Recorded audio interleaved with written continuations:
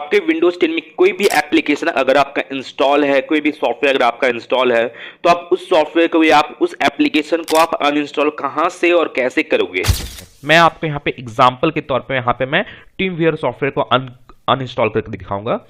तो आप चाहे तो आप किसी भी सॉफ्टवेयर को आप अनइंस्टॉल कर सकते हैं। तो यहाँ पे आपको करना क्या है कि आपको अपने विंडोज के स्टार्ट मेन्यू में जाना है और आपको यहाँ पे स्टार्ट मेन्यू में आपको यहाँ पे टाइप करना है रिमूव।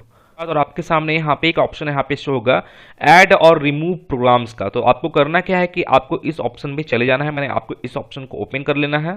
तो आपको यहाँ पे फाइंड करना है जो भी एप्लीकेशन को आप अनइंस्टॉल कर रहे हो, तो आपको उस एप्लीकेशन को आपको यहाँ पे फाइंड करना है। जैसे मैं यहाँ पे टीम व्यूअर को यहाँ पे फाइंड करता हूँ। जैसे आप यहाँ पे देखोगे यहाँ पे मेरा जो टीम व्यूअर है यहाँ पे आपको शो हो रहा होगा।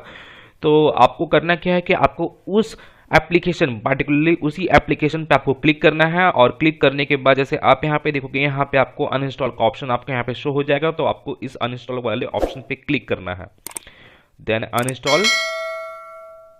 तो यहाँ पे मैं जैसे यहाँ पे चेक मार्क कर लेता हूँ रिमूव सेटिंग्स और मैं यहाँ पे इसे अनइंस्टॉल पे क्लिक करता हूँ।